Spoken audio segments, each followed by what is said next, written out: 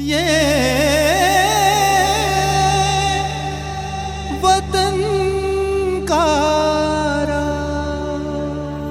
वतन का राग सुनने वाले सभी श्रोताओं को हमारा नमस्कार।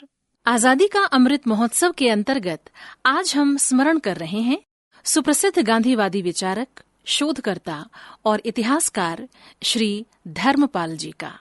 श्रोताओं, कार्यक्रम के अंत में आजादी का अमृत महोत्सव प्रश्नोत्तरी के अंतर्गत हम आपसे एक सवाल पूछेंगे, जिसका सही जवाब देने वाले भाग्यशाली विजेताओं को मिलेगा आजादी के दुर्लभ तरानों पर केंद्रित जन गर्जे श्रृंखला से एक ऑडियो एल्बम और आजादी के रणबांकुरों का एक छायाचित्र। जवाब भेजने के लिए हमारा ईमेल एड्रेस है watankaraag@gmail.com और radioazadhind@gmail.com। आप हमें SMS के जरिए भी जवाब भेज सकते हैं। हमारा नंबर है 7771908908। नंबर एक बार फिर सुन लें, 7771908908। सही जवाब के साथ आप अपना नाम, अपने शहर का नाम और अपना ईमेल एड्रेस अवश्य लिखें।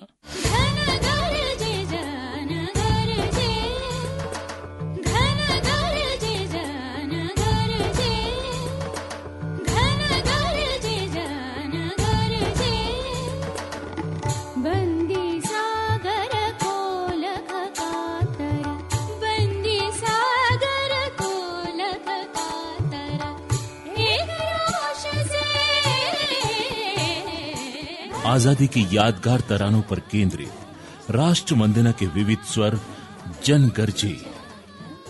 अंग्रेजी राज के दमन, लूट और आतंक के प्रतिरोध में भारतीय जन का उद्घोष जन गर्जे। स्वराज संस्थान संचालनालय की प्रस्तुति ऑडियो एल्बम का संग्रह जन गर्जे।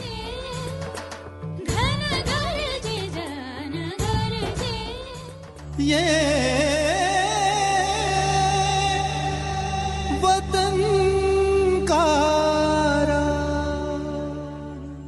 भारत कोई 100-125 सांस्कृतिक इकाइयों का देश है।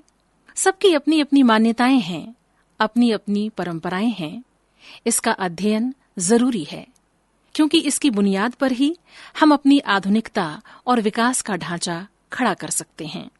ये कहना था भारतीय समाज का विभिन्न दृष्टिकोणों से अध्ययन करने वाले सुप्रसिद्ध गांधीवादी विचारक, शोधकर्ता और इतिहासकार श्री धर्मपाल जी का। उन्होंने भारत की पुरातन संपदा, सांस्कृतिक वैभव और सामाजिक ढांचे का गहन अध्ययन किया और बताया कि किस तरह अंग्रेजों ने हमारी जड़ों को उखाड़ने की कोशिश कर भारतीयता पर प्रहार किया और अपने लिए जगह बनाई। गुलामी के अंधकार में जब अंग्रेज हमारे वैभव को धुंधला करने का षड्यंत्र रच रहे थे, हमारी प्राचीन ज्ञान परंपरा को धूमिल कर रहे थे, अपनी तथाकथित आधुनिकता को महिमा मंडित कर भारतीय गौरव को रौंदने का प्रयास कर रहे थे, उस समय अंधकार से भरे आकाश में धर्मपाल जी एक ऐसी कौंध थे जिसने पश्चिमी श्रेष्ठता के कुहासे को छांटकर भारतीय मूल्यों को प्रकट किया। धर्मपाल जी का जन्म 19 फरवरी सन 1922 को मुजफ्फरनगर के पास कांधला गांव में हुआ था। बहुत कम उम्र में ही उन्होंने आजीवन देश और समाज की सेवा करने का संकल्प ले लिया था। सन 1942 में गांधी जी ने भारत छोड़ो आंदोलन में करो या मरो का नारा दिया था। हजारों नवयुवक गांधी जी के आह्वान पर उठ खड़े हुए। 20 साल के युवा धर्मपाल भी इस आह्वान पर मुजफ्फरपुर से निकले और 8 अगस्त 1942 को बंबई पहुंचे और गांधी जी के इस आंदोलन में उन्होंने भाग लिया। गांधी जी के विचारों ने जैसे उन्हें एक नई दिशा दे दी और आजीवन वो उन्हीं विचारों के साथ रहे। आंदोलन के समय बंबई से दिल्ली पहुंचने में उन्हें 3 दिन का समय लगा, क्योंकि रेलगाड़ियों का चलना उस दौरान बंद कर दिया गया था। दिल्ली पहुंचकर वो इस आंदोलन में सघन रूप से सक्रिय हो गए। सन 1943 में वो दोबारा बंबई आए, आंदोलन का साहित्य लिया और लौट गए। अप्रैल सन 1943 में वो दिल्ली के चांदनी चौक पुलिस थाने में गिरफ्तार कर लिए गए। उन्हें अलग अलग थानों में रखकर पूछताछ शुरू हुई। उनके संपर्कों की जानकारी लेने का प्रयास किया गया। उन्हें दिल्ली से निष्कासित कर दिया गया। वो गांधी जी की विचारधारा के अनुरूप गांव में रहकर काम करना चाहते थे। उनके मित्रों ने उन्हें मीराबेन से मिलने की सलाह दी, जो उन दिनों हरिद्वार के पास एक आश्रम के निर्माण में जुटी हुई थीं। अक्टूबर सन 1944 से धर्मपाल जी इस किसान आश्रम में रहने लगे। यही वो स्थान था जहां रहकर उन्होंने गांव के जीवन, उसकी समस्याओं को जाना, उसकी परंपराओं को देखा समझा।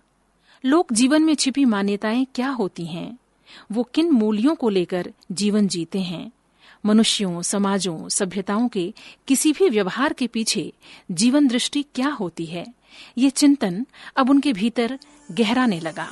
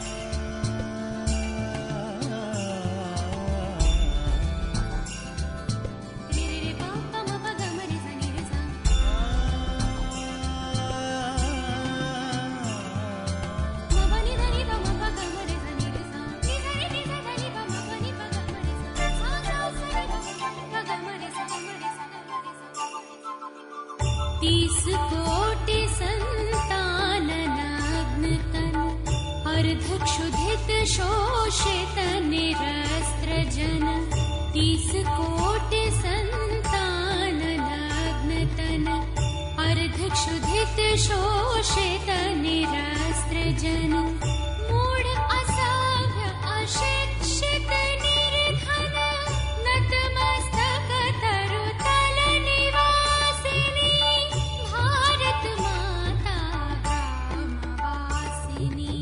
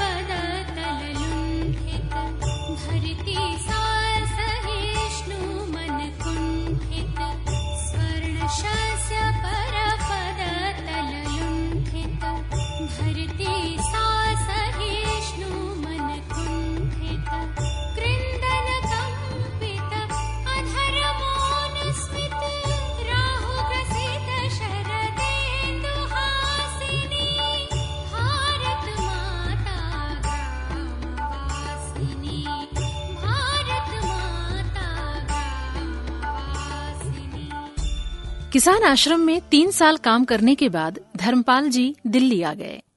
इस बीच उनका परिचय डॉक्टर राम मनोहर लोहिया और कमला देवी चट्टोपाध्याय से हुआ। द्वितीय विश्व युद्ध के बाद यहूदी लोग इजराइल का पुनर्निर्माण कर रहे थे। उनका काम देखने के लिए वो इंग्लैंड होते हुए इजराइल गए। वहां से जब धर्मपाल जी लौटे तो मीराबेन ऋषिकेश में बापू ग्राम का निर्माण कर रही थीं। यहाँ 50 घर बनाए गए थे जिसमें अत्यंत गरीब लोगों को बसाया गया था। ये स्थान घनघोर जंगल के बीच था। जीवन की परिस्थितियां अत्यंत कठिन थीं। इन कठिनाइयों का सामना करते करते धर्मपाल जी को समाज के अध्ययन का भी पर्याप्त अवसर मिला। इस तरह उन्होंने भारतीय समाज का विभिन्न दृष्टिकोणों से अध्ययन आरंभ किया। धर्मपाल जी का इतिहास बोध एक विलक्षण दृष्टि को लेकर चलता है, जो अंतर संबंधों की खोज करता है। उन्होंने कभी भी तथ्यों को तोड़ा मरोड़ा नहीं और न ही कभी अतिरंजित किया। मान्यताएं सही हैं या गलत हैं, ये उनके अध्ययन का विषय नहीं था। वो तो जीवन के अंतर संबंधों की खोज कर रहे थे। उन्हें तलाश थी समाज के आधार तत्व की। इसी दृष्टि से उन्होंने भारत और यूरोप के समाजों का विश्लेषण किया। सन 1966 तक धर्मपाल जी मीराबेन के सानिध्य में गांधीवादी विचारों पर चलते हुए रचनात्मक कार्यों में लगे रहे। सन 1966 से 1986 तक उनका अधिकांश समय शोध और लेखन में लगा। भारत से लेकर ब्रिटेन तक लगभग 30 साल उन्होंने इस बात की खोज में लगाए कि अंग्रेजों के आने से पहले भारत कैसा था। उनके द्वारा जुटाए गए तथ्यों और दस्तावेजों से भारत की जो तस्वीर उभरी वो उस तस्वीर से बिल्कुल अलग थी जो अंग्रेजों ने प्रचारित की थी। धर्मपाल जी ने science and technology in 18th century, the beautiful tree, Bharatiya Chittamanas और कला और भारत का स्वधर्म जैसी कई महत्वपूर्ण पुस्तकें लिखीं। उन्होंने उस समृद्ध भारत से हमारा परिचय करवाया जो अंग्रेजों के आने से पहले था। उन्होंने साबित किया कि हिंदुस्तानी बहुत पहले से विज्ञान को जानते थे। उन्होंने ऐसे कई तरीकों को ईजाद किया था जिनके बारे में हमें मालूम नहीं था। धर्मपाल जी सन 1958 से सन 1964 तक अवार्ड नामक संस्था के सचिव भी रहे। इसके माध्यम से उन्हें देश भर की पंचायती राज संस्थाओं को देखने समझने का भी अवसर मिला। इस दौरान उन्हें कुछ रोचक तथ्य प्राप्त हुए। उन्हें मालूम हुआ कि दक्षिण के गांवों में समुदायम परंपरा आज भी जारी है। इसी तरह उन्हें 20 बिस्वा पंचायत की जानकारी मिली जो सरकारी पंचायत से अलग है। यहाँ लोग अशिक्षित थे लेकिन सामाजिक व्यवस्था अत्यंत सुदृढ़ थी। ये लोग अपने गांव समाज को सुखी और संपन्न रखने के लिए सामूहिकता में काम करते हैं, साथ ही अपने स्वतंत्र निर्णय लेते हैं। इस तरह धर्मपाल जी ने प्रमाण दिए कि हमारी सांस्कृतिक सामाजिक बुनावट अत्यंत दृढ़, आधुनिक और लोक कल्याणकारी थी। उन्होंने बताया कि अंग्रेजों ने हमारी सामाजिक, सांस्कृतिक, आर्थिक, व्यावसायिक और शैक्षिक सभी व्यवस्थाओं को तोड़कर अपनी नई पद्धति हम पर ला दी तथा हमारे आत्मसम्मान और गौरव को नष्ट करने का भरपूर प्रयास किया। धर्मपाल जी की लिखी किताबें हमें झकझोरती हैं, हमें नींद से जगाकर सच्चाई सामने रखती हैं। वो भारतीय चेतना की जागृत अभिव्यक्ति हैं जो विश्व के सिरमौर समृद्ध भारत से हमारा परिचय करवाती हैं। जय जय भारत भूमि भवानी, जय जय भारत भूमि भवानी, जय जय भारत भूमि भवानी, जय जय भारत भूमि भवानी। अमरों ने भी तेरी महिमा बारंबार बखानी। जय जय भारत भूमि भवानी, जय जय भारत भूमि भवानी।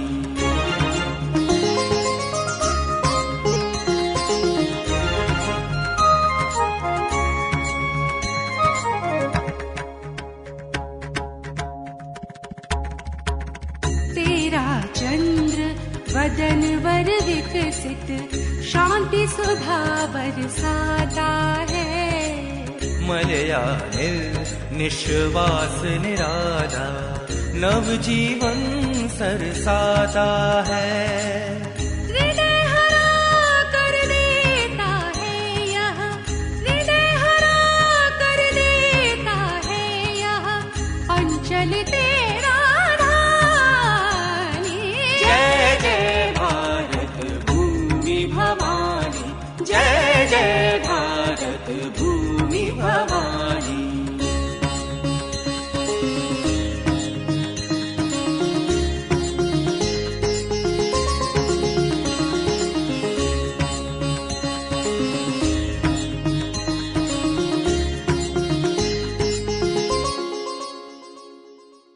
उच्च हृदय हिमगिरि से तेरी गौरव गंगा बहती है, और करुण कालिंदी हमको प्लावित करती रहती है।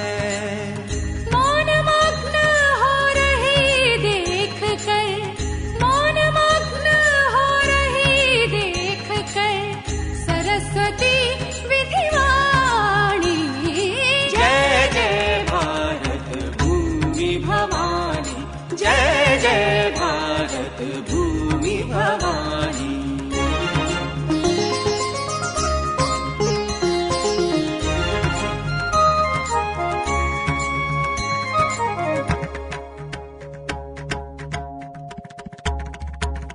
तेरे चित्र विचित्र विभूषण है फूलों के हारों के, उन्नत अंबर आतपत्र में रत्न जड़े हैं तारों के। केशों से मोती झरते हैं, केशों से मोती झरते हैं, या मेघों से पानी। जय जय भारत भूमि भवानी, जय जय भारत भूमि भवानी। अमरों ने भी तेरी महिमा बारंबार बखानी। जय जय भारत भूमि भवानी, जय जय भारत भूमि भवानी। धर्मपाल जी ने लंदन की इंडिया ऑफिस लाइब्रेरी और अन्य संग्रहालयों में मौजूद अंग्रेजों के पत्र व्यवहार पर गहन शोध किया था। इन दस्तावेजों में बहुत से पत्र ऐसे हैं जो अंग्रेज अधिकारियों ने भारत की सामाजिक व्यवस्था पर खोजबीन कर लिखे हैं, जिनका उद्देश्य भारत की मानसिकता को, उसकी परंपरा को तोड़कर अपने अनुकूल बनाना था। सन 1983 में धर्मपाल जी ने द ब्यूटीफुल ट्री शीर्षक से अपना सबसे प्रसिद्ध काम प्रकाशित किया, जिसने भारतीय स्वदेशी शिक्षा के विभिन्न पहलुओं पर प्रकाश डाला और इस मिथक को तोड़ दिया कि शिक्षा प्रणाली अंग्रेजों द्वारा भारत में लाई गई थी। इस किताब में मुख्य रूप से मद्रास, बॉम्बे, बंगाल और पंजाब में अंग्रेजों द्वारा 19वीं शताब्दी के तीसरे दशक में करवाए गए सर्वेक्षणों के अंश शामिल हैं। 25 जून सन 1822 को मद्रास के governor general sir Thomas Munro ने अपने प्रांत के जिला कलेक्टरों को गांव के स्कूलों की स्थिति के बारे में जानकारी एकत्र करने का आदेश दिया था।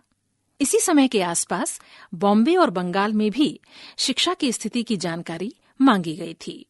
मद्रास और बंगाल के सर्वेक्षण का धर्मपाल जी द्वारा विस्तार से विश्लेषण किया गया है।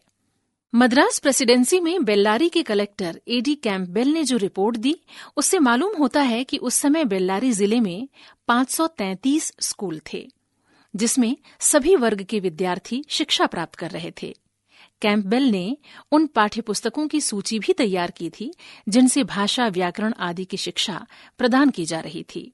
साथ ही इसमें पारंपरिक महाकाव्यों, रामायण और महाभारत के द्वारा बच्चों को नैतिक शिक्षा दिए जाने का विवरण भी दर्ज है। इसके साथ ही इसमें ये उल्लेख भी है कि हल्की कहानियों के लिए पंचतंत्र की लघु कथाओं का पठन पाठन भी उस समय हुआ करता था। बंगाल और बिहार में भी लगभग 1 लाख स्कूल होने की रिपोर्ट आई। इस तरह इस रिपोर्ट ने पाठशालाओं और गुरुकुलों के एक व्यापक नेटवर्क की उपस्थिति की गवाही दी, जो अंग्रेजों के आने से पहले भारत में फला फूला। जबकि अंग्रेज यही प्रचारित करते रहे कि भारत में उनसे पहले कोई शिक्षा प्रणाली थी ही नहीं, जबकि सच ये है कि उन्होंने भारत की परंपरा को, भारत की मानसिकता को तोड़कर अपने अनुकूल बनाने का कुचक्र रचा। भारत का स्वधर्म में धर्मपाल जी लिखते हैं कि भारतीय बुद्धि और मन की संरचना सहजीवन, सह अस्तित्व, अपने वैविध्य और बहुरूपता में जीने की है। वो गांधी जी के इस कथन का समर्थन करते हैं कि हमारे देश के वृहत समाज में बहुत सारे गुण हैं, जिनके बल पर यहाँ के लोग उसी तरह एक श्रेष्ठ सभ्यता पुनः रच सकते हैं जैसी हजारों साल से रचते रहे हैं। धर्मपाल जी अपने जीवन के अंतिम दिनों में सन 1996 से 2006 तक वर्धा के सेवाग्राम में रहे और यहीं 24 अक्टूबर सन 2006 को उन्होंने अंतिम सांस ली। वो आज हमारे बीच नहीं हैं, लेकिन उनका लेखन, उनका शोध बताता है कि भारतीयत्व क्या है, हमारा गौरवशाली अतीत कैसा था। उनकी किताबें हमारे भीतर भारतीयता के बीज बोकर अपनी हजारों साल पुरानी परंपराओं, व्यवस्थाओं और पद्धतियों को फिर से प्रतिष्ठित करने का प्रयास करती हैं, ताकि भारत एक बार फिर से बन सके विश्व गुरु भारत। नमन ऐसी महान विभूति को। बलिहारी तेरा बरवे बरवे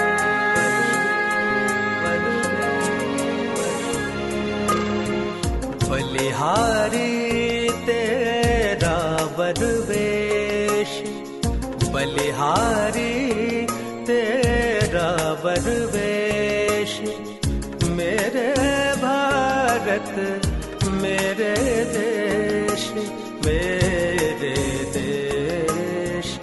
बलिहारी तेरा बरवेश, मेरे भारत मेरे देश, मेरे देश।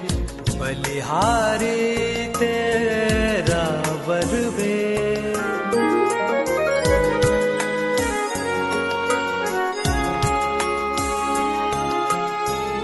बाहर मुकुट विभूषित भाल, भीतर जटा जूट का जाल।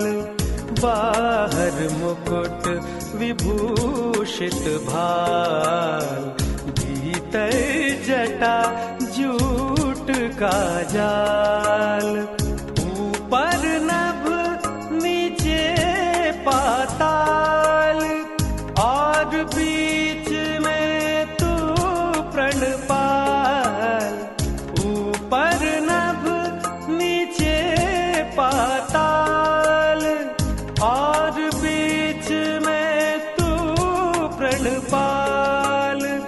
और बीच में तू प्रणपाल, तू प्रणपाल। बंधन में भी मुक्ति निवेश, मेरे भारत मेरे देश, मेरे देश। बलिहारी तेरा बरवेश।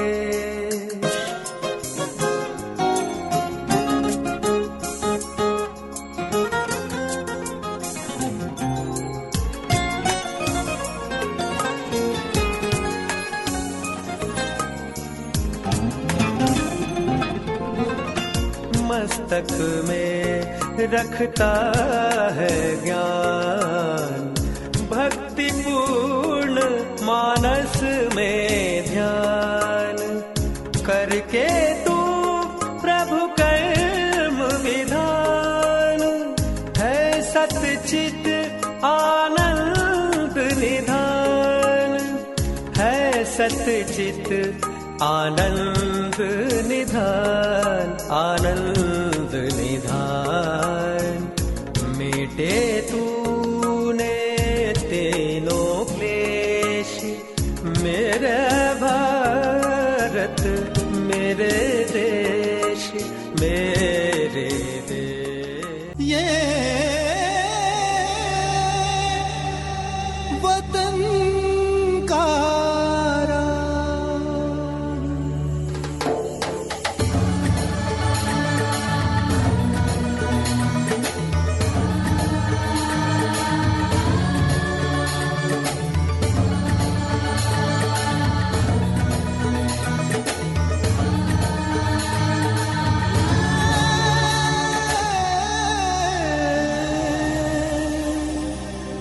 वतन